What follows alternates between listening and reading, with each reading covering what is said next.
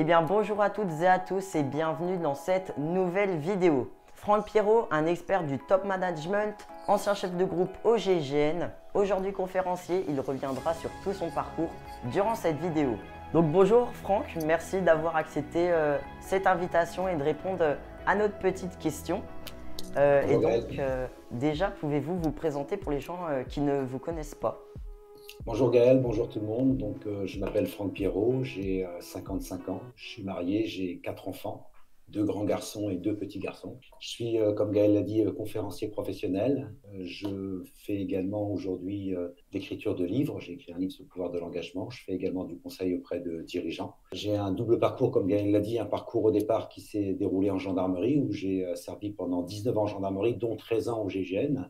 Et puis j'ai un autre parcours dans le monde de l'entreprise où j'ai été directeur général de plusieurs petites entreprises. Et voilà, et aujourd'hui, donc j'ai pris ces 2 premières carrières pour les mettre au profit des entreprises, quoi, pour faire simple. D'accord, donc on va déjà partir sur le sujet, sur la thématique du GIGN, le groupe d'intervention de la gendarmerie nationale, les unités d'élite, on peut dire ça comme ça. Le GIGN intervient dans quelle situation? Alors, le GIGN intervient essentiellement sur le territoire national, également dans les DOM-TOM, et intervient sur 3 types de typologies, sur des prises d'otages, qu'elles soient à caractère terroriste ou pas, mais en tous les cas sur des prises d'otages, sur des forcenés, des personnes qui ont pété les plombs, qui sont retranchées chez elles, sans forcément avoir d'otages, puis également l'arrestation d'individus dangereux. C'est les 3 grandes thématiques. Alors bien sûr, après, il y a les thématiques d'observation, les thématiques de formation, thématiques de protection, d'autorité, mais essentiellement, à l'origine, le groupe d'intervention agit dans ces 3 domaines de prédilection. D'accord. Et justement, je suppose qu'on ne fait pas tous les types d'interventions quand on est membre du GIGN. Vous interveniez dans quelle partie des interventions du GIGN? Alors, à l'époque où j'étais au GIGN, ça fait déjà quelques années, et il n'y avait qu'une seule typologie, c'est-à-dire que c'était que l'intervention. Il n'y avait pas la protection, il n'y avait pas l'observation et il n'y avait pas la formation. C'était vraiment que l'unité d'intervention. Donc, je ne travaillais qu'au niveau de l'intervention, alors qu'aujourd'hui, il y a des personnes qui vont travailler au sein de la force d'intervention, d'autres au sein de la force de protection, d'autres au sein de la force d'observation. Puis après aussi avec toutes les fonctions support, parce qu'au GIGN, il y a également, comme dans toute entreprise, des fonctions support. Voilà, moi, à l'époque, quand j'y étais, je ne travaillais qu'au niveau de la force d'intervention, qui s'appelait à l'époque le GIGN, le groupe d'intervention. D'accord. Et on voit souvent à la télé, dans diverses émissions, les entraînements au GIGN, c'est quand même très rude. Alors après, il y a un proverbe qui est très militaire, qui est adapté aussi au GIGN, qu'on retrouve aussi quelquefois dans le monde du sport. C'est entraînement difficile, guerre facile. C'est une petite citation qui est connue pour les initiés. Entraînement difficile, guerre facile. Alors c'est vrai que ce dicton-là, on l'applique vraiment au GIGN. On fait en sorte que les entraînements soient aussi proches que la réalité, en tous les cas le plus proche possible. Et même si on peut les rendre un peu plus difficiles, on les rend plus difficiles. Ce qui fait qu'au moment d'une intervention, on n'est pas surpris, on est habitué à la difficulté. Et donc, c'est pour ça que les 3 quarts des entraînements GIGN sont effectivement très difficiles, que ce soit sur le plan physique, sur le plan psychologique ou sur le plan technique, tout simplement. Comment ça s'est un peu passé, votre parcours, vos études avant d'intégrer le GIGN? Alors, avant d'intégrer GIGN, d'abord, il fallait être en gendarmerie, donc ce qui fait que mon parcours est relativement classique au départ, puisque voilà, j'étais au lycée, dans les années 80, j'étais au lycée, j'étais en train de passer mon bac, et puis au moment de passer mon bac, d'ailleurs je l'explique très bien dans mon livre, au moment de passer mon bac, j'ai eu envie de m'engager dans l'armée, où je ne savais pas trop, peut-être dans les pompiers, peut-être dans l'armée, peut-être dans la gendarmerie. Et puis c'est la gendarmerie qui s'est présentée parce que très rapidement j'ai compris que ça allait être un fonctionnement qui allait me plaire. Et donc ce qui fait que j'ai avancé mon appel et j'ai fait mon service militaire. À l'époque on faisait encore le service militaire dans la gendarmerie. Donc j'étais dans un centre d'instruction au Mans. Et après mes 2 mois de classe, je suis resté à l'instruction. Et j'ai passé mon année de service militaire et comme instructeur dans la gendarmerie, chez les gendarmes auxiliaires. Et puis j'ai fait le concours d'entrée de la gendarmerie, j'ai été pris en gendarmerie, j'ai fait mon année de formation en gendarmerie, et puis après je suis arrivé en escadron de gendarmerie mobile pendant 4 ans, parce que j'avais envie d'entrer au GIGN, et donc je me suis préparé pendant que j'étais en escadron, j'ai fait moniteur sport de combat, instructeur corps à corps, voilà, je fais pas mal de petites formations, et puis quand les tests du GIGN sont présentés, je les ai présentés, je les ai réussis la première fois, et ce qui fait que je suis rentré assez jeune au GIGN, après tout ce parcours, mais qui est quand même un parcours qui a duré quasiment Quel long. 6 ans, quoi. Et pour vous, quelles sont les valeurs du GIGN? Alors, la première valeur, c'est pour moi la confiance, une valeur qui est très recherchée dans le monde de l'entreprise. Le deuxième, c'est l'altruisme dans le sens respect de la vie humaine, je pense vraiment. C'est la deuxième valeur. Après, la troisième, c'est pour moi le courage. Et la quatrième, l'engagement. Je pense que ce sont des valeurs qui, à mes yeux, sont importantes au sein du GIGN. Alors, bien sûr, il y aura d'autres valeurs comme la bienveillance, le respect, bien sûr, mais le respect de la vie humaine, donc on y est encore. Donc voilà, mais je dirais confiance, respect de la vie humaine, des autres, courage et engagement. Voilà, je dirais ces quatre valeurs-là, en tous les cas, celles qui comptent pour moi au sein du GIGN. D'accord. Avez-vous l'autorisation d'éliminer les personnes contre lesquelles vous intervenez? Alors, je pense que le mot éliminer est un mot un petit peu radical et un petit peu brut. En réalité, est-ce que la vraie question peut-être, Gaël, c'est est-ce qu'on a le droit de faire usage de nos armes, de notre arme, ou de nos armes, parce qu'on a plusieurs armes. Bien évidemment, on a le droit de faire usage des armes, mais dans le cadre du respect de la loi. Donc, comme tout gendarme, parce qu'en fin de compte, nous sommes gendarmes avant tout, donc que l'on soit GIGN ou en gendarmerie plus traditionnelle, dans tous les cas, nous sommes gendarmes, donc nous devons respecter la loi. Et le cadre d'usage des armes en France est très, très bien Encadré. très bien encadré, très bien écrit, et donc on est obligé de respecter ce cadre-là. Donc en gros, on ne décide pas de tirer sur quelqu'un, et tirer sur quelqu'un, ça ne veut pas dire qu'on le tue, ça veut dire aussi des fois qu'on le neutralise, mais on ne décide pas de tirer sur quelqu'un comme ça, il faut qu'on soit dans un cadre légal. Le 24 décembre 1994, vous intervenez lors de la prise d'otage du vol 86-69 reliant Alger à Paris. Pouvez-vous voilà, nous raconter cette histoire qui est quand même folle? Oui, oui, c'est sûr que c'est une intervention qui a fait l'objet d'une grosse médiatisation, puisqu'elle a quand même été rediffusée quasiment sur toutes les télévisions du monde. Elle a dû faire quasiment tous les journaux du monde, toutes les unes du monde. Donc, effectivement, c'est une prise d'otage qui est quand même historique dans le sens que voilà, plus de 200 passagers d'un avion de la compagnie Air France sont pris en otage par 4 terroristes islamistes du GIA algérien, donc avec une détermination absolue des terroristes, parce que quand l'avion est encore sur le tarmac algérien, ils exécutent froidement 3 otages, un policier algérien, un Vietnamien et un Français, d'ailleurs, Français qui était cuisinier de l'ambassade de France à Alger. Donc leur détermination, elle est totale. Et puis voilà, ils ont envie, à mon avis, de faire quelque chose de spectaculaire, peut-être de faire exploser l'avion sur Paris, ou peut-être sur la Tour Eiffel, enfin, c'est pas trop, mais en tous les cas. Donc ça reste quelque chose de très, très, très spectaculaire, très impressionnant. Et donc, voilà, le GIGN va intervenir parce que c'est un plan gouvernemental qui incombe au GIGN. Donc, le GIGN va être engagé sur l'opération. Et puis, voilà, on va mener cette opération qui va être, quand l'avion arrivera sur l'aéroport de Marseille-Marignane, un vrai succès parce que tous les otages ont été libérés sains et saufs. Quelques blessés au GIGN. Voilà, une vraie très belle opération qui reste mémorable et qui restera en tous les cas dans mon esprit et dans mon corps pendant de nombreuses années encore. Parce que c'est vrai, j'avais vu un reportage justement sur cette prise d'otage et vraiment, il y a eu énormément d'échanges avec le gouvernement et le GIGN avant de vous faire intervenir. C'est quand même ultra cadré. Oui, bah, comme beaucoup d'interventions qui sont au niveau gouvernemental, enfin au niveau national, là c'est vraiment le déclenchement de ce qu'on appelle un plan gouvernemental, c'est-à-dire qu'une prise d'otage relève d'une zone de compétence de la gendarmerie et du GIGN.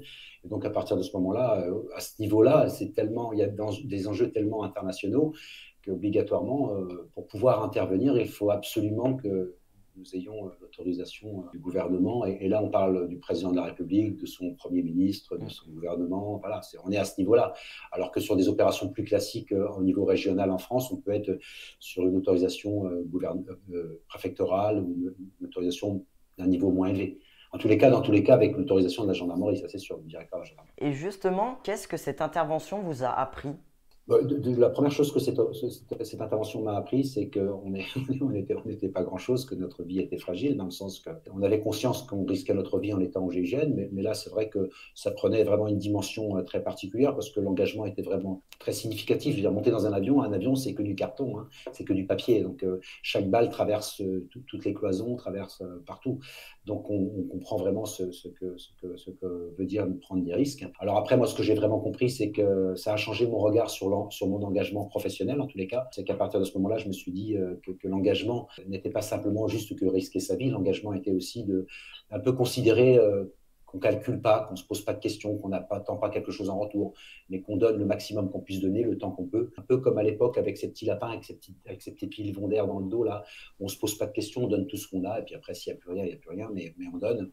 Donc, un engagement assez fort. Et puis après, surtout, j'ai compris que seul, on n'était pas grand-chose et qu'on ne pourrait réussir des opérations que grâce à la force du collectif, grâce au collectif. Et c'est d'ailleurs une très belle leçon pour le monde en général, aussi bien de l'entreprise que de la société civile.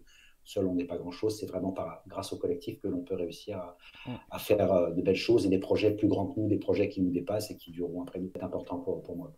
Et vous l'avez un peu abordé dans la question précédente, la peur. Aviez-vous un certain degré de peur sur vos différentes interventions, même peut-être des fois la peur de mourir tout simplement? Non, mais quand on est au GIGN, on ne peut pas avoir peur. On est des machines. On est des machines. Non, je plaisante. C'est une Je me blague. suis dit, oh là, C'est une blague que j'adore faire en conférence. Non, très sérieusement, bien évidemment, qu'on a peur. Encore une fois, on est des êtres humains. Tous les êtres humains sont des êtres d'émotion. La peur est une émotion. Donc, quand on appartient au GIGN, on a peur. Quand on sait qu'on va monter dans un avion comme Marseille-Marignane, on a peur. Quand on fait une intervention, on a peur. La particularité au GIGN, par rapport à peut-être plein d'autres personnes qui n'ont jamais travaillé leurs émotions, en tous les cas l'émotion de peur. Nous on l'a mis beaucoup en situation, on l'a beaucoup travaillé, ce qui fait qu'à un moment, on commence à bien la maîtriser, à bien la gérer. Et ce qui fait qu'on a peur avant, on a peur après, mais on n'a pas peur pendant, parce que pendant, on est concentré sur notre mission, sur nos objectifs, sur la technique, sur la tactique, sur la stratégie aussi, c'est-à-dire le pourquoi nous sommes là. Quoi. Donc, ce qu'on appelle dans l'entreprise ou dans la vie, notre raison d'être. Donc, ce qui fait qu'on est focus sur ce qu'on fait et on en oublie d'avoir peur. Voilà, en gros, pour faire simple. Ce qui fait qu'on a des fois peur après même, parce qu'on s'est rendu compte qu'on est passé tout près. Alors, quand je dis tout près, c'est tout près d'une blessure ou tout près de la mort. Hein. Voilà, mais ça, c'est encore une fois le quotidien du GIGN. C'est pas juste sur une prise d'otage comme Marseille-Marignane, c'est dans plein d'interventions, mais également plein d'entraînements, encore une fois, puisque les entraînements sont en conditions réelles. Et la peur des autres, est-ce que votre famille, de vous voir partir sur ce type d'intervention, il ressentait une pression, une peur? En tous les cas, la peur, c'est sûr, c'est sûr. Bon, après, c'est vrai que les familles ont confiance, donc elles savent qu'on fait le maximum pour essayer de revenir. Maintenant, on prend des risques qui sont quand même très importants.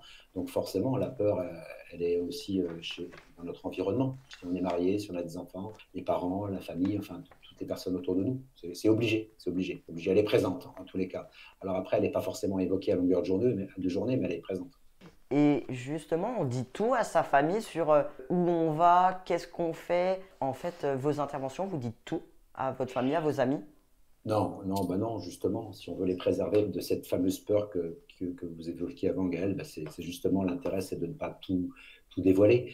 Alors, après, sauf à vouloir passer pour un super-héros ou à essayer de séduire une nouvelle conquête et de lui faire croire qu'on est un surhomme et qu'on veut tout lui raconter, peut-être avec un peu de mythomanie. Non, je plaisante, ça n'existe pas. Ça. Non, très sérieusement, il faut préserver son environnement. Et préserver son environnement, c'est aussi ne pas tout raconter. Voilà, il y a déjà assez de fuites qui s'opèrent, il y a déjà assez d'informations qui transpirent dans les médias pour ne pas avoir besoin d'en rajouter. Quoi. Voilà, si on peut les préserver, c'est mieux. D'ailleurs, on peut retrouver ça un peu dans une entreprise parce que, j'ai pas une tête à avoir énormément de connaissances sur le management, l'entreprise, etc. Mais on peut retrouver aussi cette pression d'un manager aux employés, aux Oui, bien personnes. sûr. Après, encore une fois, je pense qu'on a tous un rôle à jouer qui consiste à faire ce que j'appelle un rôle tampon. Et c'est exactement ce que vous dites sur l'entreprise, c'est qu'un manager en situation intermédiaire peut posséder des informations qui lui sont données, par exemple, par sa direction. Et s'il les retranscrit tel quel à tous ses collaborateurs, il va mettre une panique pas possible. Donc, il y a un moment, il joue un peu un rôle de filtre, un rôle tampon. Voilà, c'est exactement pareil que ce qu'on disait juste avant sur GIGN. Si je sais que je vais partir sur une prise d'otage d'avion, si je transcris tout ça tel quel à ma famille et que je ne filtre rien, je ne modère rien, et je joue pas ce rôle tampon, je vais mettre une panique durant tout le temps d'intervention. Donc c'est la même chose. Quoi. Alors pour autant, il y a il n'y a pas de séparation entre la vie personnelle et la vie professionnelle, mais on essaye de faire un peu un filtre, un sas, quoi, un sas de décompression et de tampon. Et donc, pour finir cette partie GIGN, pouvez-vous nous raconter une anecdote, forcément autre que cette prise d'otage que vous avez eue au GIGN?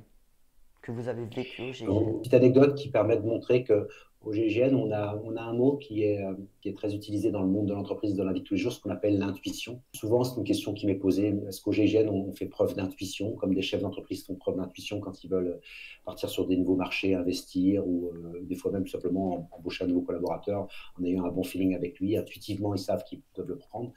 Au GIGN, on apprend justement dans le temps à développer beaucoup d'intuition, ce qui fait qu'on a une espèce de sens supplémentaire qui nous permet de sentir avant ce qui va se passer et des fois même d'ailleurs c'est la caractéristique souvent de l'intuition, c'est qu'on ne peut pas l'expliquer avec des mots, on sent que quelque chose se passe, mais on ne peut pas l'expliquer. Et donc, une anecdote que je vais vous raconter là, qui est écrite dans mon livre, donc ceux qui ont envie de lire le livre pour la retrouver, c'est un jour, on était avec, j'étais chuteur opérationnel, c'est du parachutisme en haute altitude.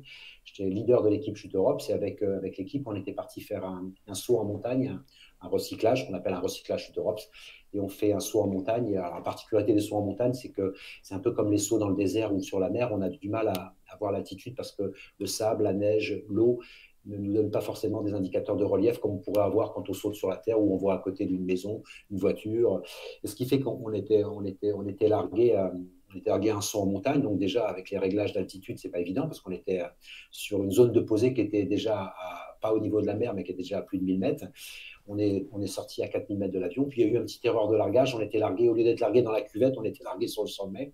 Et ce qui fait que, bon, forcément, tout conjugué ensemble, les 1000 mètres d'altitude, l'erreur d'axe de largage, qui fait que on n'avait plus de 2000 mètres de saut, mais on en avait à peine plus que 1000, quoi.